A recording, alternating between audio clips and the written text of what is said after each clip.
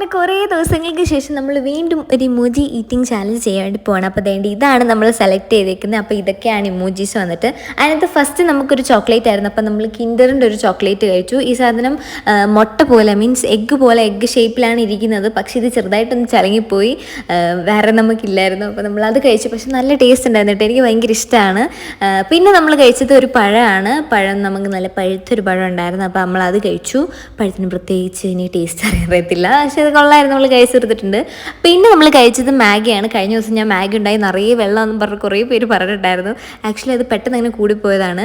പക്ഷേ ഇത് പെർഫെക്റ്റ് ആയിരുന്നു കേട്ടോ. എനിക്ക് വിശന്നിട്ട് കണ്ണ് കാണാൻ പാടില്ലായിരുന്നു. കോളേജിൽ നിന്നൊക്കെ വന്നിട്ട് ഞാൻ ഭയങ്കര കൃതജ്ഞയായിട്ട് കഴിക്കുകയാണ്. നിറയെ ഞാൻ കഴിച്ചു. പിന്നെ അടുത്ത ഇമോജി 2 ഐസിൻ്റെ ആയിരുന്നു. അത് നമ്മൾ ആദ്യത്തെ തവണ കഴിച്ചപ്പോൾ എനിക്ക് ഇങ്ങോട്ട് അങ്ങ് കഴിക്കാൻ പറ്റില്ല, കാരണം എൻ്റെ പല്ലങ്ങോട്ട് പുളിച്ചിട്ട് വയ്യായിരുന്നു. പക്ഷേ എങ്ങനെയൊക്കെയോ നമ്മൾ കടിച്ച് പൊട്ടിച്ച് തിന്നിട്ടുണ്ട്. പിന്നെ കടിച്ചു വന്നപ്പോഴത്തേക്ക് ഒരുമാതിരി കോഴിക്കോടൻ ബീച്ചിൽ കിട്ടുന്ന ഐസ് ചൊരണ്ടിയുടെ പോലെ ആയിപ്പോയിട്ടുണ്ട്. അപ്പോൾ അടുത്ത ഇമോജി ചാലഞ്ചിനുള്ള സാധനം ഇട്ടോളൂ. അപ്പോൾ അത്രയേ ഉള്ളൂ, അടുത്തെടുക്കണം. ടാറ്റാ.